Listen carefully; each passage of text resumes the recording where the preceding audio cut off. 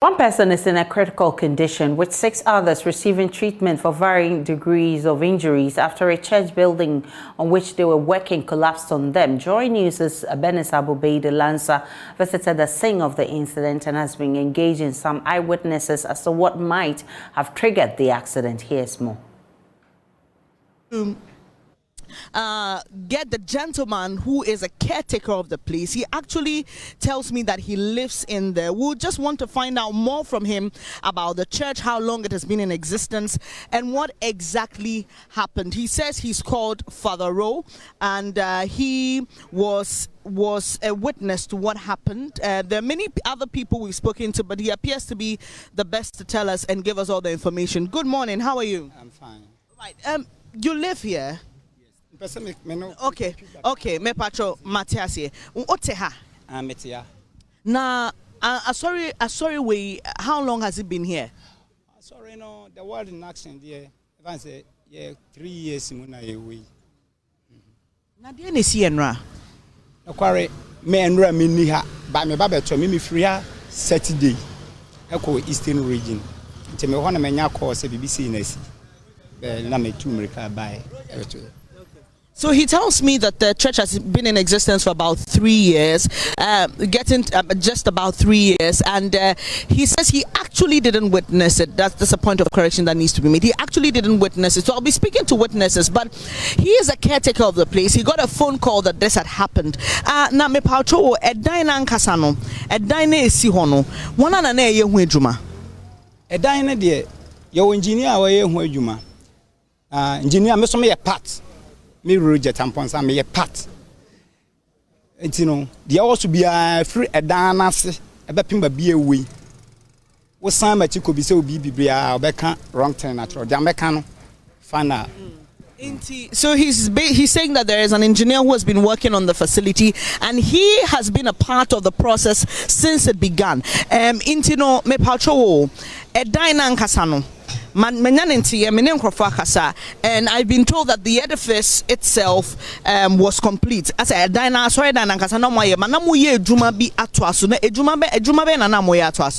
Nekwareni onyame animuni mimi jaha akone de dana yesiesu ona de yewie ye no bedrooms na workshop no so obi ba ha be ye adwuma bi a minim because minni ho Saturday no na me kone de obia ni wa na obeye ho adwuma meja one of madam for on different a list on na me ne wa no beto me wa nti meja me reason me case man say me ko Eastern region aba nti so obi be ye adwuma bi foforo bi wo dan no ho de a me minim bada adwuma akoso wo dan no ho ana na mo ye adwuma bi ya stop be say 4-5 months because you see board on top on wie ne de obi ama ha nti bia na say ebia minim say adwuma bi wo ho ana o mo ya na say one on say edan kese no sometimes ebia obehu ba bi wo ho a water created na wo ho no nsuo ni bi wa ebia leaky na da de nti to me friend ko form back fese won say water created am for use no mo a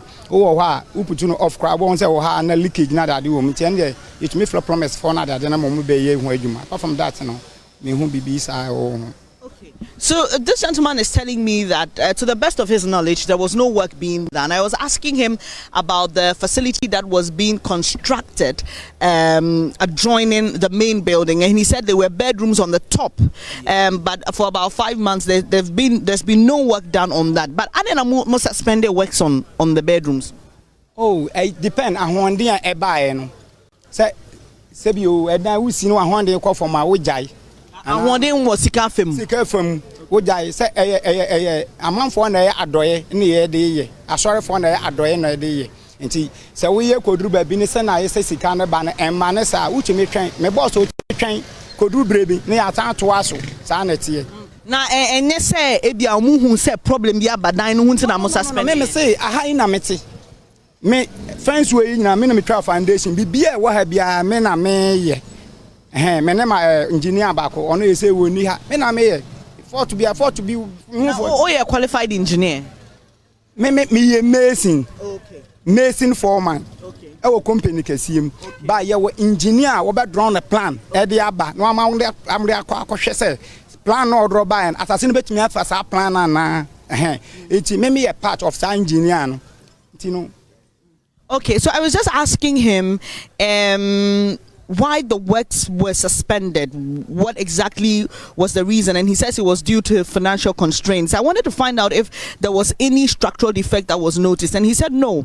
He tells me he did the fencing and everything here in this facility. And so there was no problem with it. So this is almost... The renewal of the curfew in Bawku has triggered the disruption of power supply to the East Mamprusi municipality and the Bumpurugu and Panduri in the northeast region. The frequent power outages have become a source of concern to residents of these two municipal and district assemblies. The situation has severely affected the commercial and social activities of the people and also disrupted public and private services. According to the power distributor Netco, the situation is caused by the removal of the power control room staff in Bawku due to the security situation in that town. The youth of Nalirugu and Gambaga have, however, rejected the explanation from Netco. Correspondent Ilyas Tanko has more.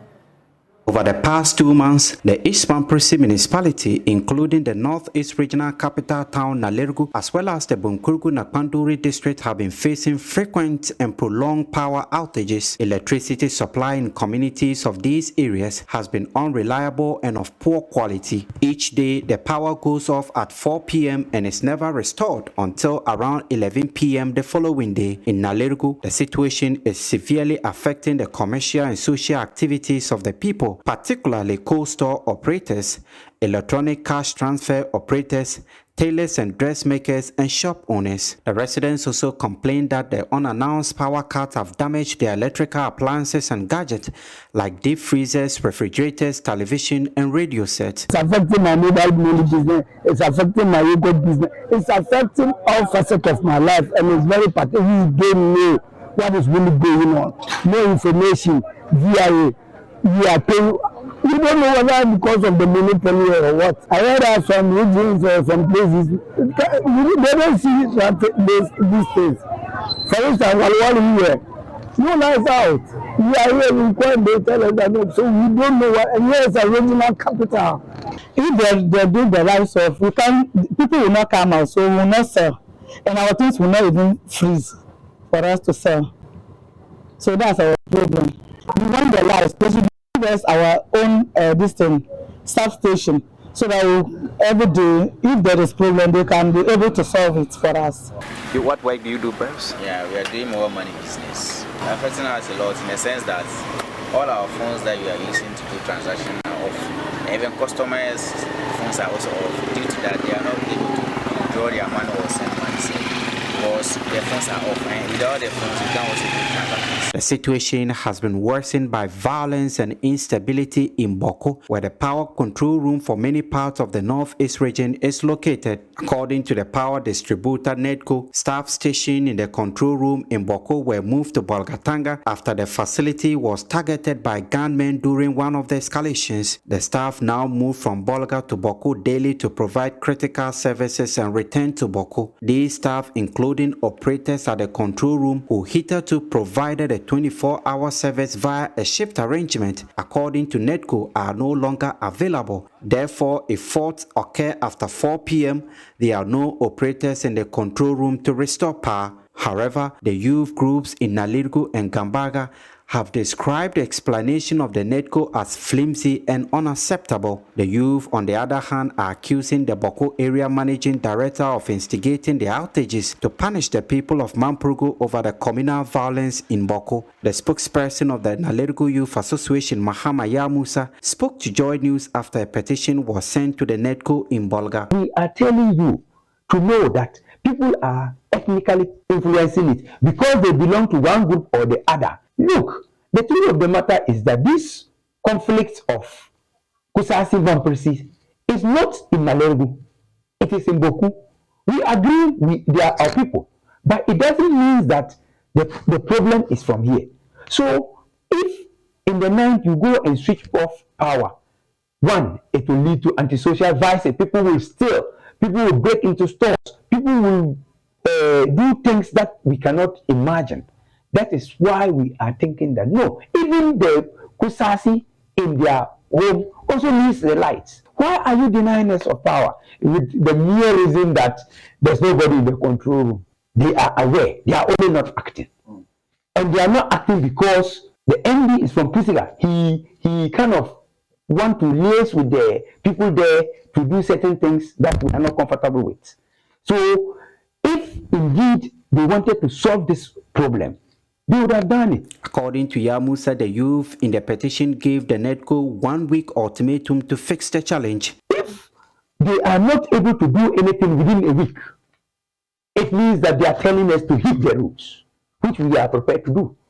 If they think that we are not Ghanaians, Northeast region is not part of the regions of Ghana, we are not going to agree. He said the residents of the Northeast region are demanding the installation of a power control room in the regional capital as a permanent solution. Can you imagine Upper East, as small as it is? Navrongo alone is having 3 power stations. Bawku is having a power station. Volva is having power station. Bawku is having power station. Zebula is having power station. And we in the Northeast, we can boast of only a small power station at Wale Wale, which cannot supply the district here. Talk less of Bunkuru, Yuyo, and Cherponi.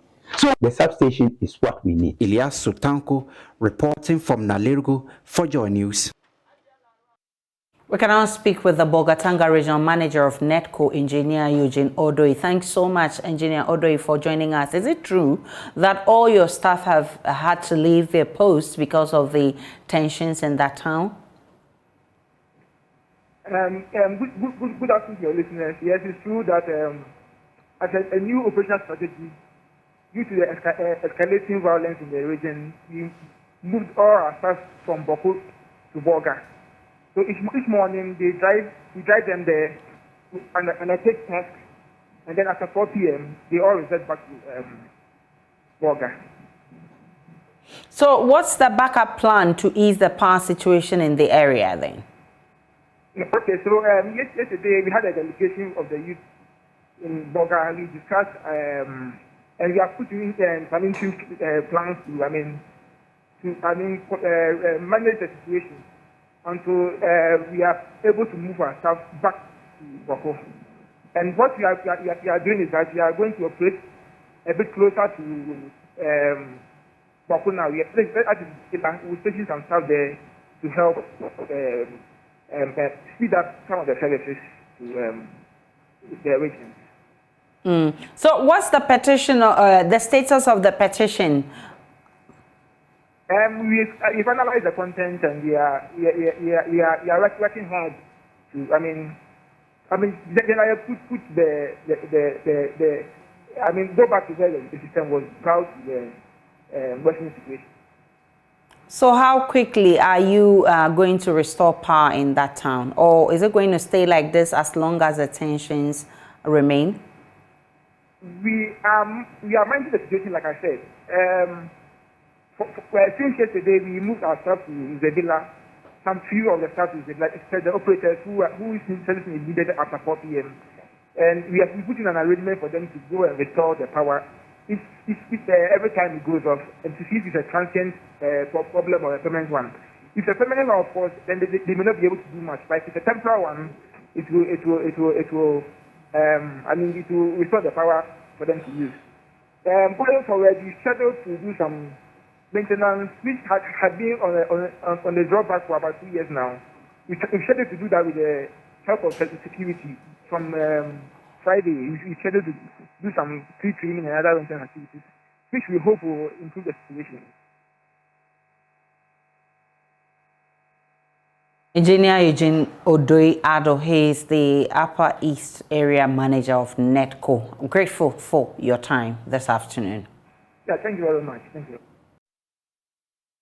And on your election headquarters, flag bearer hopeful of the National Democratic Congress, Dr. Kwabena Dufour, has dragged leadership of the party to court in an interlocutory injunction to restrain the party from holding its Congress this weekend. Dr. Dufour had earlier raised concerns about the credibility of the party's voters register, which he says is fraught with several discrepancies. Court correspondent Joseph Akabli shares excerpts of that read.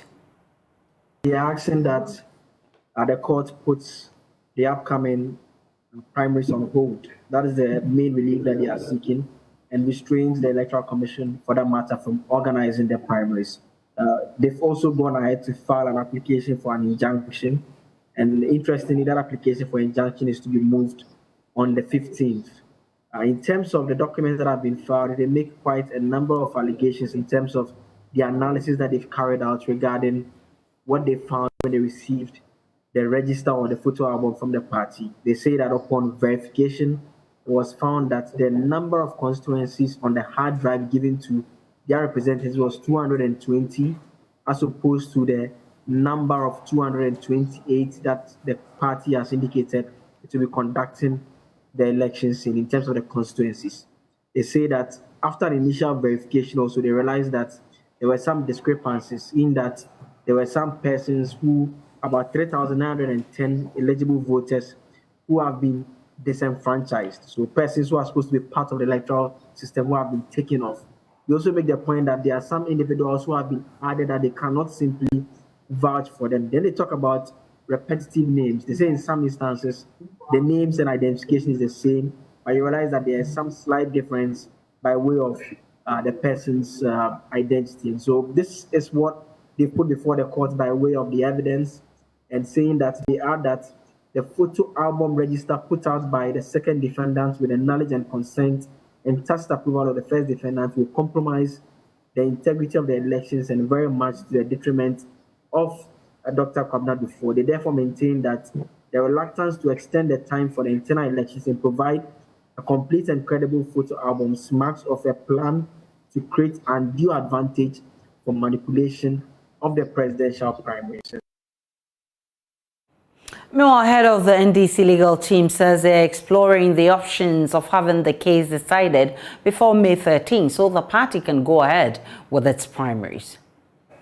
The party has not flouted any regulations, because the regulations don't talk about photo album. It talks about delegate list, which has been made available to them way back in March. Are you telling? Okay, you go ahead. Go ahead. Now you talk about discrepancies. This happens. It's a commonplace. When these things happen, we invite the aspirants into a meeting with the elections committee. And while that meeting is taking place or is going on, there's somebody who is sitting with a computer, and then the corrections are inserted. This was a meeting that would have happened yesterday, but they abandoned the meeting and ran to court. So it is not as if when you are doing such an exercise, which covers about 356,624 delegates. Our delegates are 365, or 356 rather, 356, 624. There will definitely be some challenges, but what normally happens is for all the consensus or their representatives to come and sit with the election directorate, and then these corrections are made. You don't need to go to court on this. So what we are doing is to use the rules of court that allow for such things to happen, where this matter will be heard before Saturday. So we are exploring the use of legal instruments within the confines of the law to ensure that this matter is heard before Saturday. I have received calls from delegates all over the country. My last call came from Sandema, and they are livid. I'm not surprised that those texters are saying that clearly the number of votes that Dr. Kufuor would have garnered will be reduced by this action that he has taken. This is not in the best interest of the party. For you to file a frivolous and a vexatious research as this, just to thwart the effort of the party in its forward march, it's mind-boggling, particularly when it's coming from a very senior member of the party who should have known better. Let's cross over to the Electoral Commission and speak with my colleague Samuel Mbura, who's been monitoring a meeting with the EC this afternoon. Mbura, what can you report from where you are? So, Aisha, all agents of the three candidates have been invited by the Electoral Commission for a meeting with the Elections Directorate of the NDC so far as the voters register is concerned. I spoke to the Kojo Bonsu. I tried establishing contact with the Kojo Bonsu team, but I didn't get to. But I managed to get to the camp of Dr. Kobina Dufour. His agent is here. 4 minutes ago, we had Mr.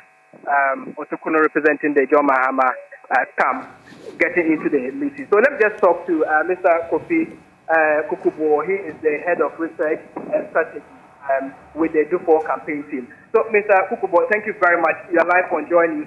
Tell us, has anything changed? No, nothing has changed since Monday that we submitted our findings and assessment. No official response has been issued from the party. Has the party called you this morning, perhaps for a meeting or something? No.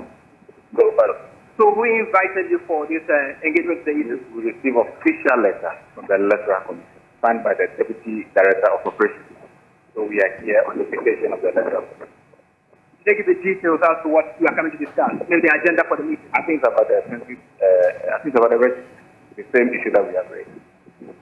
Are you expecting anything different? Are you willing to cooperate to ensure that you have successful elections over the weekend? Well, the findings is the register, and considering the time frame, I don't know whether this meeting is capable of resolving all those issues before Saturday. So what would you want the Electoral Commission to do for you if you are given the opportunity to raise your concern? Well, I cannot assume anything for now. So we'll go and listen, and let us hear them. Then from there, we know what issues to arrive at. I report to someone superior, so I cannot exceed this. So is the easy part of the suit, or is it the party that you are? EC has been put on the so EC has been set. So expectations from the EC is what? I don't know. They invited, so they're going to listen to them. Okay. So actually, that's Kofi Kokobo. He is the agent for the Dufour campaign team. It says the meeting is basically about the voters register, and they are hoping that these issues would go in their favor.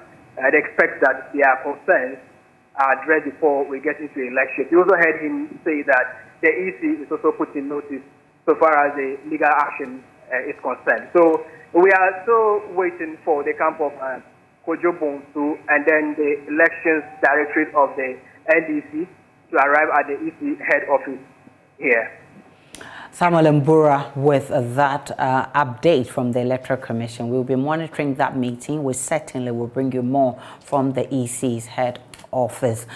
And still on the NDC, Kobina Dufour's main contender, flag bearer hopeful and former President John Dramani Mahama says the NDC has done far better in ensuring a better Ghana than the NPP. Speaking during his campaign in Tumu, the former president said despite flowery promises of the NPP in 2016, they have done little to fulfill those promises, and hence the economic hardship Ghanaians are now wallowing in. Join News' Upper West Regional correspondent Rafiq Salam has more. Democratic Congress flag bearer hopeful John Dramani Mahama began his two-day campaign tour of the Upper West region at Tumu, capital of the South East constituency. He interacted with the 837 delegates drawn from 96 branches of the party that will be voting at the party's presidential and parliamentary primaries on Saturday. The delegates, clad in the party's paraphernalia and over 2 dozen glowing Vuvuzela happy supporters, the auditorium of the Tumu College of Education was full to the rafters. Former President John Dramani Mahama used the occasion to introduce the trio aspiring to represent the party in the 2024 polls, urging them and their supporters to put the primaries behind them once a victor emerges in the Saturday polls, and then went in for the jugular of the new patriotic party and President Akufo-Addo. In 2016, all the lies they told, all the propaganda they told, Ghanaians can now see the truth. All the preaching, Yatisikasu, Ekomdeye, and all that, Ghana, Yemo, and all those things. I mean, we are now even more mobile today than in 2016. Any work anybody does, you hardly get any profit. I can beat my chest and say that in 2016, when MDC was in power, our lives were far better than they are today.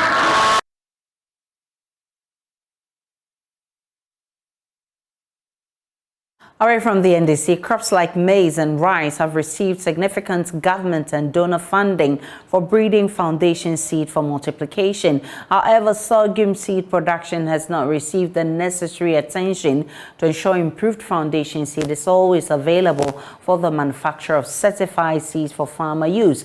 The crop is currently receiving a boost to increase production in the Upper East region. Joy News' Mahmoud Mohammed Nuruddin was at the Manga station of the Savannah Agric Institute, SARI, of the CSIR in Bawku, and has filed this report.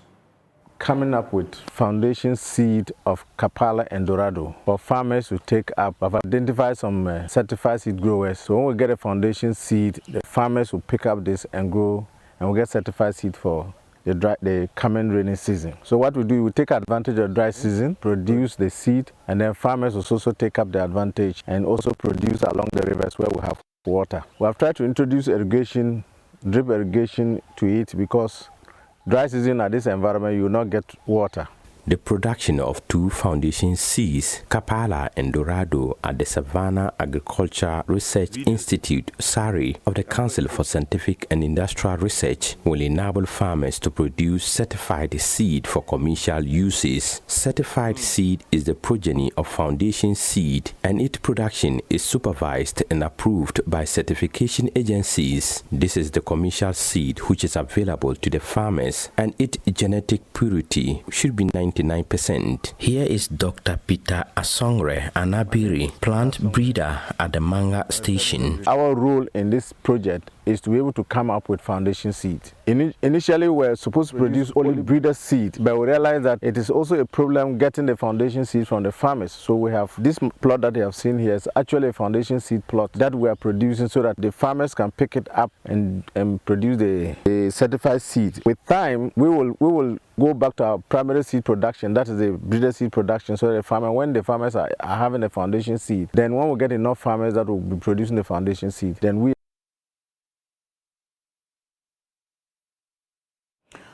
Let's do business now. I am Beverly Broom. Now, the year-on-year inflation fell for the fourth time running to 41.2% in April 2023 from 45% in March 2023, extending the disinflation process since January 2023. According to the Ghana Statistical Service, both food inflation and non-food inflation dipped last month. The slump in inflation could compel the Bank of Ghana to keep its policy rate unchanged at 29.5% when the Monetary Policy Committee begins its meeting next week. We have analysis on this on the marketplace at the top of the hour.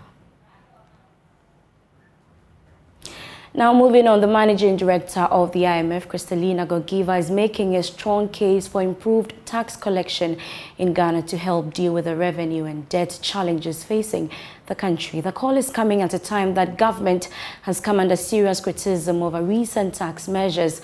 But speaking with CNBC Africa, Georgieva said improved tax mobilization will give Ghana some fiscal space. She added that other African countries can adopt the approach to help manage the debt crisis that has hit their respective economies.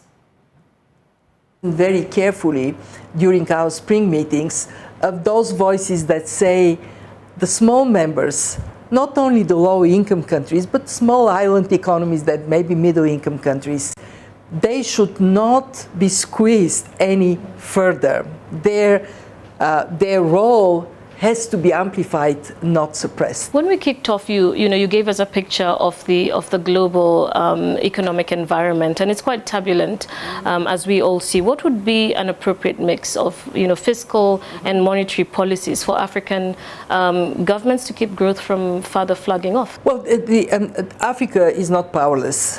There is much that Africa can do.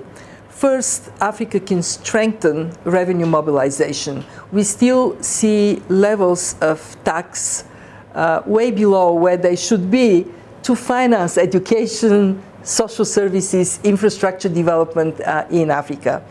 And on the fiscal front, this is our main preoccupation: get countries to have strong foundation through expanding tax base and improving tax collection. 2, debt management. Clearly, this is an issue that has become much more visible with high interest rates. 3, on the monetary policy side, fight inflation, because we know inflation is a tax on the poor. 4, recognize that social safety nets, when you can target the most vulnerable people, are a great asset in a world of more turbulence, more frequent shocks. Last but not least, for Africa, dealing with the climate crisis is an overwhelming priority, especially adaptation to climate shocks. It can be turned into an opportunity for more resilient agriculture. Moving on, Ghana is among 5 African countries to have reached progressed level when it comes to inclusivity of instant payment systems on the continent. This system allows people to use any technology run by financial service providers to make payments immediately at a low cost to anyone and at any time. That's more from the opening of a 1-week peer learning visit for selected African countries. Ghana's instant payment solution is considered one of the most advanced on the African continent, based on Africa-NED's State of Instant Inclusive Payment Systems in Africa report for 2022. According to the report, GIF's Instant Pay is ranked under progressive inclusivity, as it not only meets the fundamental instant and inclusivity payment system criteria, but also provides inclusive functionality that supports the most widely used channels and essential transactions. Sabine Mensah is the Deputy CEO of Africa-NED. The story of financial inclusion of Ghana is one that is very inspiring and uplifting, and GIPS has been a cornerstone of that story in facilitating instant payment systems that are inclusive. So we're really leveraging this opportunity to learn more about that journey and offer a platform from the different countries to share and to learn from Ghana. This is the reason why we are here, and we're looking forward to go back with suggestions and with lessons learned from the Ghana journey, so that in the different countries we don't have to start from scratch. There are successes in Africa, and it is our duty to really provide that platform to share these lessons and hopefully fast track the journey for financial inclusion for the whole continent. We have more business on myjoyonline.com/business. I'm Beverly Broom. Have a good afternoon.